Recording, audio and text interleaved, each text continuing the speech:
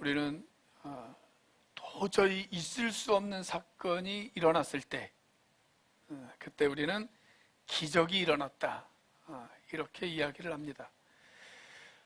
또 충분히 일어날 수는 있는 일이지만 그 일이 너무 경이롭고 신비할 때, 그때 기적 같은 일이 일어났다라고 그렇게 이야기를 합니다.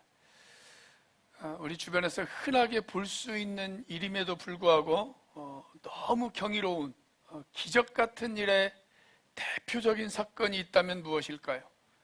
사람마다 그 답이 다 다르겠지만 저는 생명의 탄생이야말로 기적 같은 일이다 라고 그렇게 생각합니다. 오늘 이 자리에 계신 분들은 한 생명이 탄생하는 사건, 그 기적 같은 일들을 직접적으로 또는 간접적으로 다 경험을 해보았을 것입니다. 이런 생명 탄생 다음으로 기적 같은 일이 있다고 한다면 이제 그렇게 탄생한 생명이 자라는 것이죠. 자라는 것. 한 생명이 탄생하고 그 생명이 자라가는 것, 그것은 너무 경이로운 일이라고 이야기할 수가 있습니다. 작년에 우리 이서가 태어나가지고 2층을 네 발로 기어다니던 것을 제가 봤거든요. 올 초까지만 하더라도 네 발로 기어다녔습니다. 지난주에 보니까 애가 막 뛰어다니더라고요. 뛰어다녀. 기적 같은 일 아닙니까? 저의 집 아이들도 네 발로 기어다니다가 어느 날 두 발로 벌떡 일어섰을 때 저는 동물이 인간이 되는 기적을 경험했습니다. 그때의 감동을 지금도 잊을 수가 없어요. 성경은 한 사람이 예수 그리스도를 믿고 그리스도인이 되어졌을 때 그때를 갓난 아기로 그렇게 비유하고 있습니다. 도저히 예수를 믿지 않을 것 같았던 한 사람이 예수를 믿고 그리스도인이 되어지는 것, 그것은 정말 기적 같은 일이다 라고 그렇게 이야기할 수가 있죠. 자, 이렇게 막 그리스도인이 된 이 사람은 이제 영적인 갓난 아기라고 이야기할 수가 있습니다. 이제 이 사람에게 남아있는 아주 중요한 과제가 있다면 성장하는 것입니다. 성장하는 것. 오늘 우리는 두 개의 본문을 읽었습니다. 하나는 베드로전서 2장에 있는 말씀을 읽었고, 다른 하나는 요한일서 2장에 있는 말씀을 읽었습니다. 이 두 개의 본문이 강조하는 아주 중요한 공통점이 있다고 한다면 그것은 갓난아기와 같은 성도들이 자라야 한다는 것입니다. 자라야 한다. 자, 그런데 이렇게 갓난아기와 같은 성도들이 자라기 위해서 반드시 필요한 것, 그것은 말씀이다 라고 하는 것입니다. 말씀이다. 말씀이 없이 영적 성장의 기적은 절대로 일어나지를 않습니다. 자, 그렇다면 영적 성장을 경험하기 위해서 우리는 말씀을 어떻게 대해야 할까요? 첫째, 말씀을 사모하셔야 합니다. 우리 앞뒤 좌우에 있는 분들하고 같이 한번 인사해 볼까요? 말씀을 사모합시다. 말씀을 사모합시다.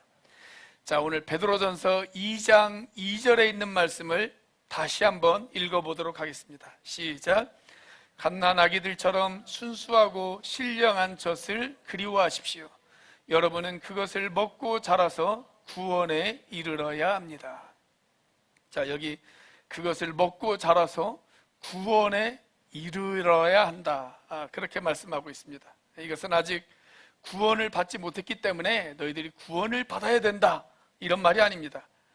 우리가 예수님을 나의 구주와 주님으로 영접하는 순간 우리의 구원은 이미 이루어졌습니다. 자, 그런데 구원은 이루어졌지만 아직 그 구원이 완성된 것은 아닙니다. 자, 구원의 완성은 언제 되어집니까? 우리가 하나님 나라에 가는 순간, 그때 구원의 완성이 이루어집니다. 자, 그렇게 구원이 완성이 될 때까지 우리의 구원은 계속 자라야 합니다. 우리는 계속 성장해야 합니다. 자, 이렇게 자라는 일에 있어서 결정적인 역할을 하는 것, 그것이 뭐냐면 바로 말씀이다 라고 하는 것입니다. 마치 갓난아기들이 젖을 먹고 자라듯이 우리도 하나님의 말씀을 먹어야 자랄 수가 있습니다. 자, 그래서 여기 2절에서 하나님의 말씀을 무엇에 비유를 했습니까? 순수하고 신령한 젖에 비유를 했습니다. 자, 다시 아기들의 모습을 한번 상상해 보십시오. 아기들이 태어나서 엄마로부터 충분한 영양분을 공급받습니다. 그러면 이 아이는 무럭무럭 자라기 시작을 합니다. 우리가 보통 생후 36개월까지를 1차 성장기라고 그렇게 이야기를 합니다. 사람은 이 1차 성장기 때 가장 빠른 속도로 자라기 시작을 합니다. 보통 1년에 한 20cm에서 30cm까지 자라기 시작을 해요. 자, 그리고 그 후에 성장 속도가 완만해지다가 사춘기 무렵 제2차 성장기가 찾아옵니다. 그리고 2차 성장기 때 1년에 한 7cm에서 10cm, 사람마다 조금씩 차이는 있지만 그렇게 자라기 시작을 합니다.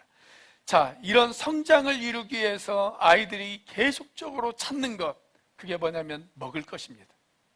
먹을 것을 찾아요. 먹을 것을 사모합니다. 저도 아들 셋을 키우면서 이 녀석들이 얼마나 먹을 것을 사모했는지 모릅니다. 방금 먹고 뒤돌아서면 또 먹을 것을 찾아요. 옛날 어른들이 먹여 살린다, 그런 표현을 했거든요. 제가 그 표현이 뭐 때문에 그런 말을 하는지를 정말 뼈저리게 경험을 했습니다. 여러분, 그런데 이렇게 젖을 사모하는 아이들, 그런 아이들에게 주야로 밤잠을 이루지 못하고 젖을 물리는 엄마의 노력을 한번 상상해 보십시오. 그 엄마의 노력이 없이는 여러분, 그 아기들이 자랄 수가 있었을까요? 결코 자라지를 못했을 것입니다. 자, 오늘 본문이 베드로전서 2장인데 2장에 들어가기 전에 1장 23절 말씀을 보면 우리가 하나님의 말씀으로 다시 태어났다, 그렇게 이야기를 합니다. 하나님의 말씀으로 우리가 다시 태어났다. 내가 어느 날 말씀을 들었어요. 그 말씀을 듣고 보니까 내가 죄인임을 깨달았어요. 말씀을 듣고 예수님이 나의 구주와 주님인 것을 깨달았습니다. 그리고 그분을 나의 주님으로 받아들였습니다. 여러분, 그래서 그렇게 예수님을 나의 구주와 주님으로 영접하는 순간 우리는 하나님의 자녀로 다시 태어난 것입니다. 다시 태어난 것, 영적인 갓난아기가 되어진 것입니다. 자, 이렇게 태어난 아기가 영적으로 이제 자라기 위해서는 우리를 자녀로, 하나님의 자녀로 태어나게 만들었던 그 말씀을 다시 사모해야 합니다.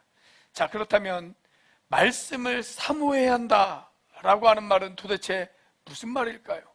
우리가 어떻게 해야 말씀을 사모하는 것일까요? 여러분, 우리가 누군가를 사모한다는 것, 내가 누군가를 사모하면 우리가 제일 먼저 하는 행동들, 어떤 행동들을 합니까? 자주 만납니다. 자주 만나고 자주 얼굴을 봅니다.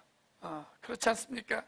내가 누군가를 사모한다면 그 사람을 자주 보고 싶고 그 다음에 그 사람을 자주 만나고 싶습니다. 마찬가지입니다. 하나님의 말씀을 사모한다라고 하는 것은 말씀 앞으로 가까이 가서 말씀을 자주 대하는 것입니다. 그것이 하나님의 말씀을 사모하는 것입니다. 여러분, 어린 아기들이 엄마의 젖을 얼마나 사모합니까? 엄마가 젖을 줄 때까지 계속 웁니다. 멈추지 않습니다. 엄마가 젖을 물리기까지는 이 아이는 계속 울어대기 시작합니다. 그리고 마침내 엄마가 젖을 물리면 아기는 울음을 그칩니다. 그 젖을 사모했기 때문에 그렇습니다. 여러분, 마찬가지로 우리도 하나님의 말씀을 그렇게 사모해야 한다라는 것입니다. 여러분, 말씀을 자주 읽으시기를 바랍니다. 또 읽을 말씀을 연구하시기를 바랍니다.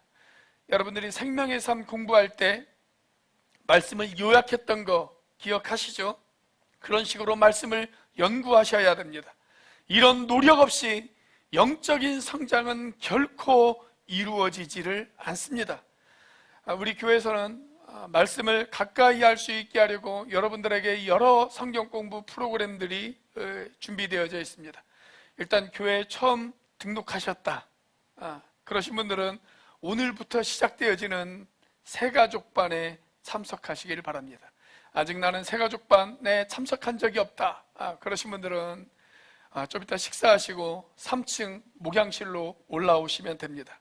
자, 그리고 내가 아직 예수님을 영접하지 못했다 라고 생각하시는 분들은 매월 셋째 주에 시작되어지는 예수 영접 모임에 참여하시면 됩니다. 자, 내가 예수님을 영접하고 하나님의 자녀가 되어졌다, 이런 분들은 생명의 삶 과정을 신청하시기를 바랍니다. 안타깝게도 이번은 생명의 삶 과정을 신청하신 분이 한 분도 없으셔서 폐강이 되어졌습니다. 혹시 오늘이라도 생명의 삶 과정을 다시 듣기를 원하신다라고 하는 분들을 이야기하시면 다시 한번 생명의 삶을 한번 해보도록 하겠습니다. 자, 그리고 내년부터는 확신의 삶을 비롯한 여러 다른 삶 공부도 차례대로 시작을 하려고 합니다. 이런 성경 공부 프로그램을 통해서 체계적으로 하나님의 말씀을 공부하셔야 됩니다. 그래야 영적으로 성장할 수가 있습니다. 자, 그런데 여기에서 한 걸음 더 나아가서 이제는 남이 떠먹여주는 밥이 아니라 스스로 밥을 찾아 먹을 수도 있어야 합니다. 스스로 말씀을 읽고 그 말씀을 통해서 하나님께서 내가 어떻게 살아가기를 원하시는지를 깨닫고, 그리고 내가 무엇을 고쳐야 되는지를 깨닫고 하나님 앞에 매달리고 그렇게 살려고 몸부림치는 그런 모습들이 있어야 한다라고 하는 것입니다. 우리가 그것을 가리켜서 묵상 또는 경건의 시간, 영어로는 큐티라고 그렇게 이야기를 합니다. 예전부터 우리의 신앙의 선배들은 이것을 라틴어로 렉시오 디비나라고 그렇게 이야기를 했습니다. 거룩한 독서 라고 하는 뜻입니다. 이 거룩한 독서는 총 4개의 단계로 이루어져 있습니다. 먼저 말씀을 읽으셔야 합니다. 자, 하나님의 말씀을 천천히 그리고 자세히 하나님의 말씀을 읽어보십시오. 자, 이렇게 읽은 말씀을 이제는 깊이 묵상하는 것입니다. 자, 읽은 말씀을 마음속에 되새기는 것입니다. 그리고 이 말씀이 나에게 무엇을 요구하시는지, 하나님께서 내 삶 가운데 내가 어떻게 살기를 원하시고 계시는지, 그리고 내 삶 가운데 고쳐야 될 것은 무엇인지, 내가 깨달아야 될 것은 무엇인지, 그것을 한번 깊이 숙고하는 시간을 갖는 것입니다. 자, 3번째 단계는 기도입니다. 묵상한 내용을 바탕으로 해서 나에게 감사한 내용이 있으면 하나님 앞에 감사의 기도를 드리십시오. 내가 고쳐야 될 것이 있으면 내가 그것을 고칠 수 있도록 하나님 나에게 용기를 달라고 그렇게 하나님 앞에 기도하십시오. 그리고 내가 하나님 앞에 회개해야 될 내용이 있으면 하나님 그것을 용서해 달라고 그렇게 하나님 앞에 간절히 기도하는 시간을 갖는 것입니다. 자, 마지막 4번째 단계는 관상입니다. 읽고 깨달은 말씀을 이제는 내 삶 가운데 실천하면서 하나님께서 내 삶 가운데 어떻게 일하시고 계시는지를 경험하는 것입니다. 여러분, 이제 가을의 문턱에 접어들었습니다. 아침과 저녁으로 찬바람이 불어오기 시작을 합니다. 말씀을 가까이 하기에 정말 좋은 계절이 시작되어진 것입니다. 이 계절에 하나님의 말씀을 가까이 한다는 것, 그것은 여러분 얼마나 우리에게 소중한 일인지요. 그래서 구약 성경에 등장하는 예레미야 선지자는 예레미야 15장 16절에서 이런 고백을 했습니다. 자, 같이 한번 읽어보도록 하겠습니다. 시작. 만군의 주 하나님, 저는 주님의 이름으로 불리는 사람입니다. 주님께서 저에게 말씀을 주셨을 때에 저는 그 말씀을 받아 먹었습니다. 주님의 말씀은 저에게 기쁨이 되었고 제 마음에 즐거움이 되었습니다. 여러분들은 말씀을 가까이 할 때 어떤 기분이 드십니까? 예레미야 선지자의 이 고백처럼 하나님의 말씀을 먹었을 때, 하나님의 말씀을 읽었을 때, 하나님의 말씀을 묵상했을 때 그 말씀이 나에게 기쁨이 되어지고 즐거움이 되어지는 그런 경험을 해보신 적이 있으십니까? 어떤 사람은 목사님, 저는요, 말씀을 가까이만 하면 너무 졸려요. 이렇게 이야기하시는 분들도 있습니다. 그것도 좋은 일입니다. 여러분, 말씀을 멀리 하는 것보다 졸려도 말씀을 가까이 하는 것은 훨씬 잘하시는 일입니다. 그렇게 가까이 하다 보면 어느 순간 말씀이 읽히기 시작합니다. 그리고 그렇게 말씀을 읽다 보면 말씀이 기쁨이 되어지고 즐거움이 되어지는 시간이 찾아올 것입니다. 그때 우리 신앙생활의 새로운 눈이 열리게 되어지는 것입니다. 나와 성경의 거리는 나와 하나님과의 거리와 비례하다, 그렇게 이야기할 수가 있습니다. 성경에 가까우면 가까울수록, 하나님의 말씀을 가까이 대하면 가까이 대할수록 하나님과 가까이 가는 것입니다.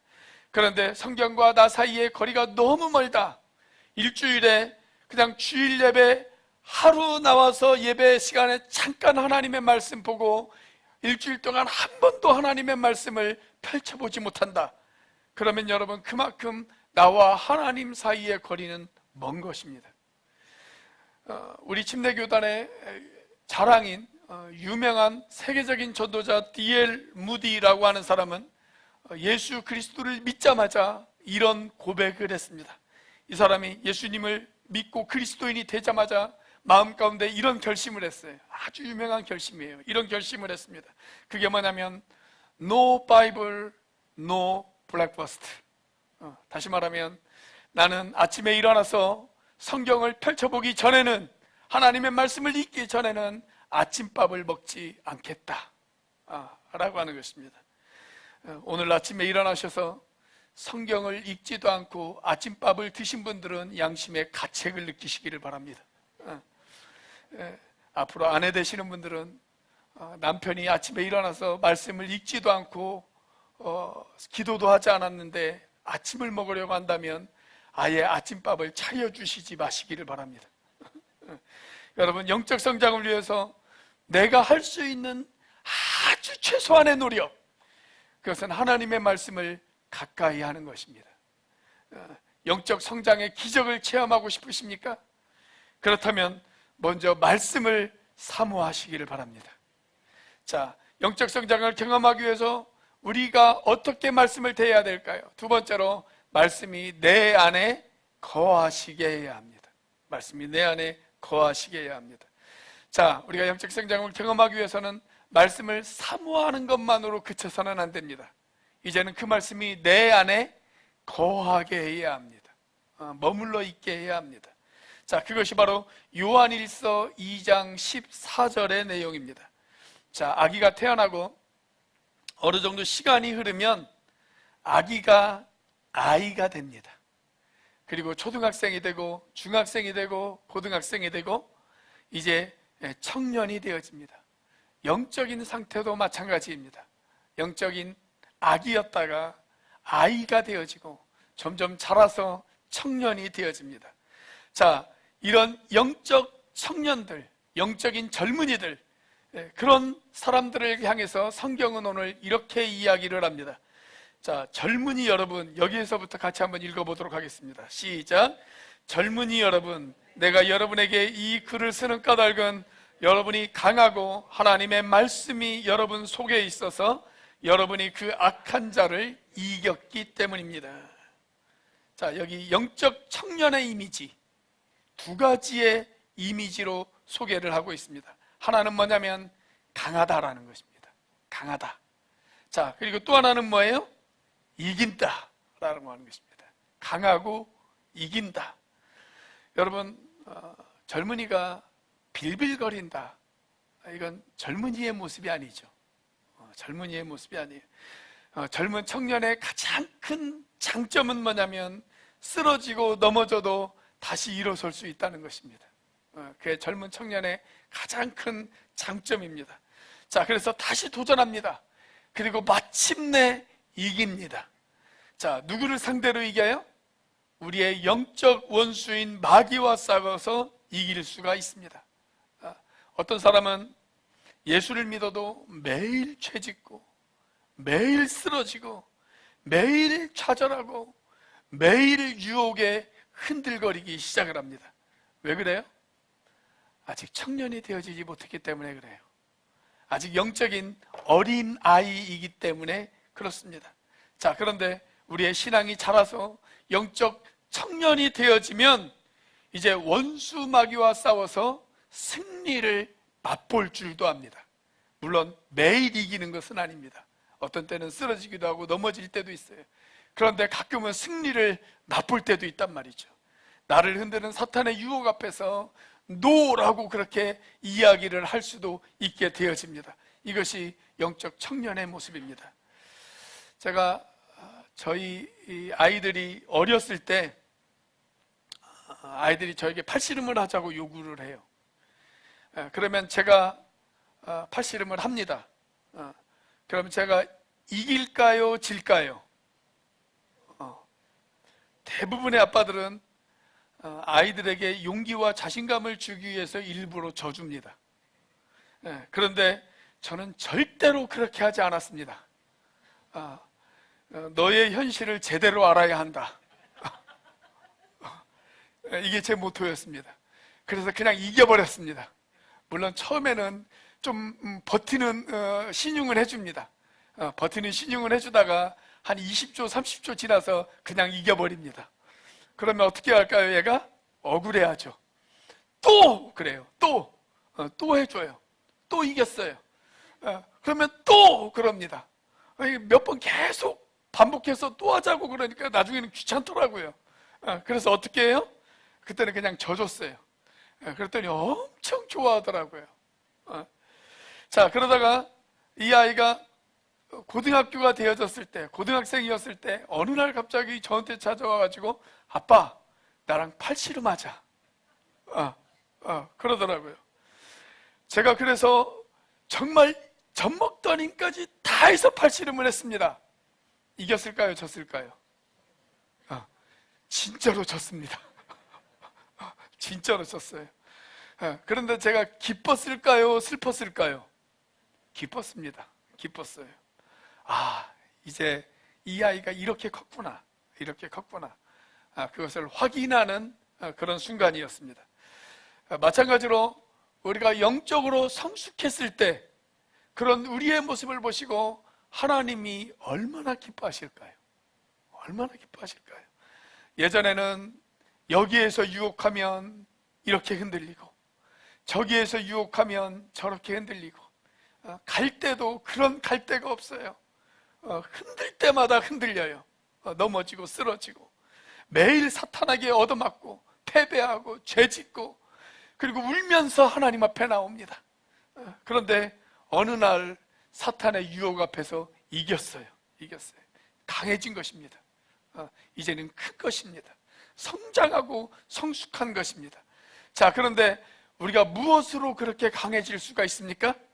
요한일서 2장 14절 말씀을 다시 보시면 우리를 강해질 수 있게 하는 것, 그것이 뭐냐면 하나님의 말씀이 우리 속에 있기 때문이다. 그렇게 이야기합니다. 여러분, 말씀이 내 안에 있을 때 우리는 비로소 강해질 수가 있습니다. 우리는 성숙할 수가 있습니다. 그리고 사탄의 유혹 앞에서 이길 수가 있습니다. 그렇다면 중요한 것은 이것입니다. 어떻게 말씀이 우리 안에 거하게 할 수가 있을까요? 어떻게 말씀이 내 안에 있게 할 수가 있을까요? 자, 요한 1서의 저자가 누구예요? 사도 요한이죠. 사도 요한이 쓴 5권의 책이 있습니다. 오늘 본문이 포함된 요한 1서, 요한 2서, 요한 3서, 그리고 요한복음과 요한계시록, 이 5권의 책이 있죠. 자, 그런데 요한이 쓴 요한복음 15장 7절 말씀을 보면 이런 말씀이 있어요. 자, 같이 한번 읽어보겠습니다. 시작. 너희가 내 안에 머물러 있고 내 말이 너희 안에 머물러 있으면 너희가 무엇을 구하든지 다 그대로 이루어질 것이다. 자, 여기 보면 내 말이 너희 안에 머물러 있으면 이런 말이 있어요. 개역 개정 성경으로 보면 내 말이 너희 안에 거하면 이렇게 되어 있습니다. 내 말이 너희 안에 거하면. 자, 내 말이 너희 안에 거하면 어떻게 해야 예수님의 말이 내 안에 거할 수 있을까요? 내 안에 머물러 있을 수가 있을까요? 이게 도대체 무슨 말일까요? 자, 계속 이어지는 요한복음 15장 10절 말씀을 보면 예수님께서 여기에 대한 답을 주십니다.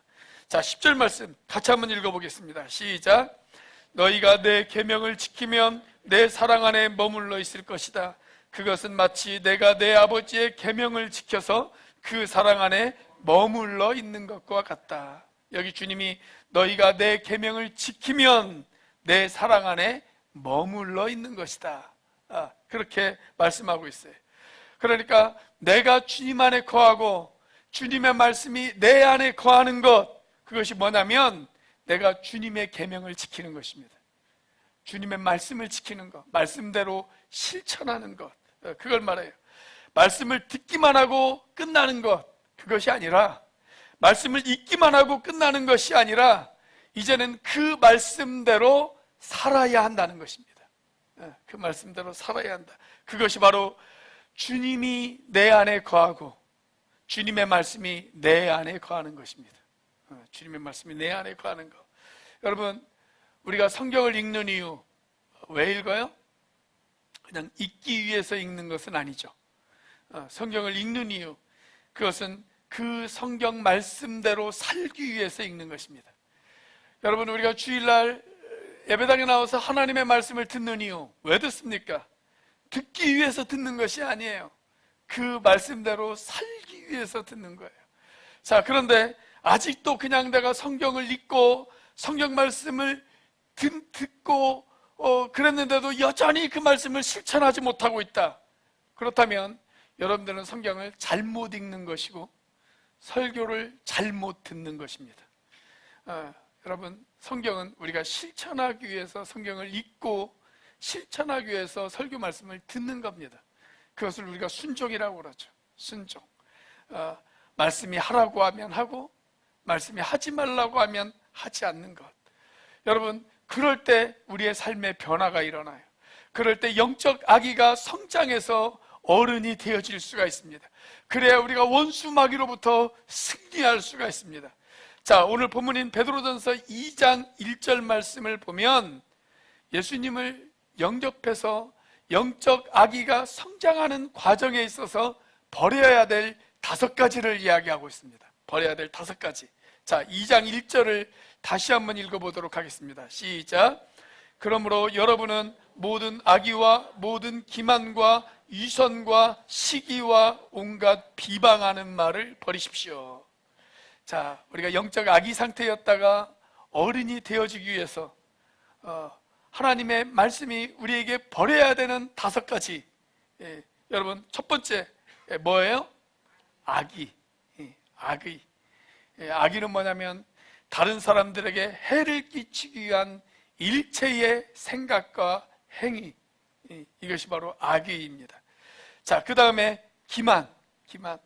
이건 다른 사람을 의도적으로 속이는 것, 이것을 이야기하는 것이죠.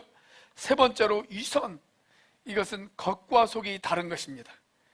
겉으로는 신사인 척하면서 속으로는 온갖 탐욕을 품고 있는 것, 이런 모습이죠. 이것이 바로 위선입니다. 자, 네 번째는 시기. 남의 것을 취하려고 하는 동기에서 일어나는 온갖 마음의 생각들, 그것이 바로 시기입니다. 자, 마지막으로 비방하는 말. 다른 사람들의 명예를 실추시키기 위해서 하는 언어와 생각들, 이것이 바로 비방하는 말입니다. 자, 이런 것들은 어린아이와 같은 것들이다. 내 안에 이런 것들이 있으면 나는 아직도 영적인 어린아이예요. 어린아이. 자, 그런데 우리가 너무나도 잘 알고 있는 고린도전서 13장을 보면 이런 말씀이 있어요. 우리가 어릴 때는 말하는 것도 어린아이와 같고 깨닫는 것도 어린아이와 같고 생각하는 것도 어린아이와 같았는데, 자, 이제 어른이 되었다면 그 어린아이의 일은 버려야 된다, 그렇게 말씀하고 있습니다. 마찬가지로 우리가 예수 믿기 전에 했던 일, 하나님이 기뻐할 수 없었던 일, 그런 우리의 악한 습관이나 행위들, 그런 것들을 이제는 버릴 수 있어야 한다라고 하는 것입니다. 그래야 진정한 영적 성숙이 이루어질 수가 있습니다. 자, 버려야 될 것을 버렸다면 이제 버려진 그 자리에 새로운 것들을 채워 넣어야죠. 자, 5가지를 버렸으니까 5가지를 새로 채워 넣으셔야 됩니다. 자, 무엇을 채워 넣어야 될까요? 하나님의 말씀을 채워 넣어야 되죠. 자, 그렇다면 하나님의 말씀을 어떻게 채워 넣어야 되느냐? 제가 주일학교 다닐 때 저희 주일학교 선생님이 가르쳐 주신 5가지 방법이 있어요. 말씀을 채워 넣는 5가지 방법. 5가지 방법. 이걸 얼마나 잘 시청각적으로 설명을 해주셨는지 제가 지금까지도 기억하고 있습니다. 한 40년이 넘게 흘렀는데 제가 지금까지도 어릴 때 주일학교 선생님이 저에게 가르쳐줬던 그 5가지의 방법이 생각이 나고 있어요. 자, 일단 여러분 왼쪽 손을 쫙 펼치시기 바랍니다. 왼손을 쫙 펼치세요.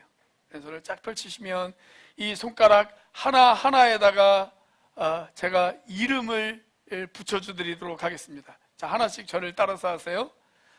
듣고, 읽고, 묵상하고, 암송하고, 실천하고.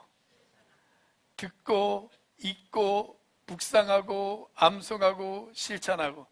자, 옆에 있는 분들에게 다시 한번 복습해 보세요. 옆에 있는 분들에게 시작. 옆에 있는 분들은 손가락 듣고, 읽고, 묵상하고, 암송하고, 실천하고. 자, 우선 말씀을 들으셔야 됩니다. 말씀을 듣다 보면 이제는 어떻게 해요? 읽고 싶은 생각이 들어요. 처음에 교회 왔는데 처음부터 성경책 읽는 사람이 어디 있어요? 근데 설교를 자꾸 듣다 보면 나도 하나님 말씀을 한번 읽어보고 싶다, 이런 생각이 듭니다. 그래서 이제 읽기 시작을 합니다.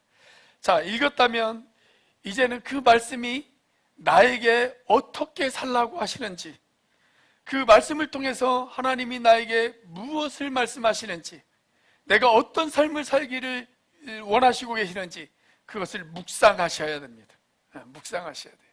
자, 그리고 이제 한 걸음 더 나아가서 묵상한 말씀을 암송하시는 것이 좋습니다. 암송하는 것. 말씀을 암송했을 때 유익, 나에게 힘들고 어려운 일들이 생겼을 때 암송한 말씀이 떠올라요. 그래서 그 말씀이 나에게 힘이 되어지고 용기가 되어지고 다시 일어설 수 있는 자원이 되어질 수가 있습니다. 자, 그리고 마지막으로 가장 중요한 것, 이제는 그 말씀대로 사는 것입니다. 그 말씀대로 실천하는 것. 그러면 우리가 말씀을 붙들고 승리할 수가 있단 말이죠. 승리할 수가 있어요. 자, 이제 이것을 시청각적으로 여러분들에게 보여드리도록 하겠습니다. 시청각적으로 보여주기 위해서 숙달된 조교가 필요합니다. 자, 숙달된 조교 앞으로.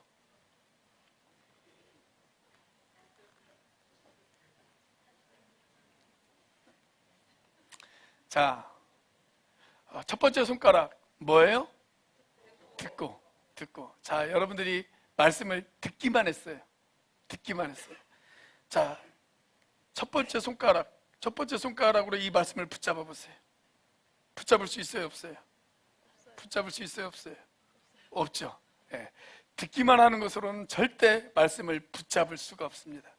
자, 그런데 이제는 말씀을 듣고 그 다음 읽었어요.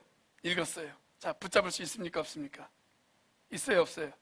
있어요. 자, 그런데 제가 마귀예요. 마귀. 자, 뺏을 수 있습니까, 없습니까? 있습니다. 쉽게 뺏을 수 있습니다. 쉽게 뺏을 수 있어요. 이것만으로는 그냥 쉽게 빼앗을 수 있어요. 자, 이제는 말씀을 듣고 읽고 묵상했어요. 자, 뺏을 수 있을까요, 없을까요? 있습니다. 있지만 아까보다는 조금 힘들었어요. 자, 이제는 듣고 읽고 묵상하고 암송까지 했습니다. 자, 뺏을 수 있을까요, 없을까요? 한 손으로는 안 돼요. 2손으로는 뺏을 수 있어요. 힘들었지만 뺏을 수는 있습니다. 자, 그런데 이제는 듣고 읽고 묵상하고 암송하고 실천까지 했어요. 자, 뺏을 수 있을까요, 없을까요? 못 뺏어요. 쉽지 않습니다. 예, 감사합니다. 자, 숙달된 조교 들어갔어요. 박수 한번 해주세요.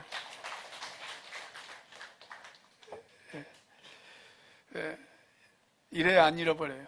제가 1980년대 초반에 주일학교 선생님으로부터 이걸 배웠거든요.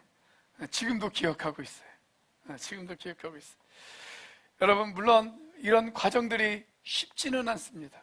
쉽지는 않어요. 내가 말씀을 듣고 읽고 묵상하고 암송하고 실천해야지 이렇게 결단하지만 한두 번 하다가 넘어질 수 있고 포기할 수 있습니다. 자, 그런데 여러분 한번 생각해 보세요. 우리의 아이들이 처음에는 네 발로 기어다니기 시작해요. 자, 그러다가 어느 날 두 발로 벌떡 일어섭니다. 한 번에 벌떡 일어설까요? 절대 한 번에 벌떡 일어서지 못하죠. 일어서려고 시도하다가 넘어집니다. 여러분, 그 넘어지는 과정이 얼마나 아프겠습니까? 넘어지다가 다칠 수 있습니다. 아픕니다. 상처가 있을 수도 있습니다. 자, 그렇다고 포기해버리면 절대 일어설 수 없습니다. 다시 일어서려고 노력하다가 넘어지는 한이 있더라도 다시 도전해야 합니다. 자, 그러면 어느 날 뭐든지 붙잡고 일어서게 되어질 것입니다. 처음에는 의자를 붙잡고 일어서든 아니면 엄마 팔을 붙잡고 일어서든 그렇게 무엇인가를 붙잡고 일어섭니다. 자, 마찬가지로 우리도 넘어질 수 있어요. 실패할 수 있어요. 내가 하나님의 말씀을 읽어야지, 하나님의 말씀을 묵상해야지, 암송해야지, 실천해야지. 처음에 내가 결단했지만 여러분 넘어질 수가 있습니다. 포기할 수가 있습니다.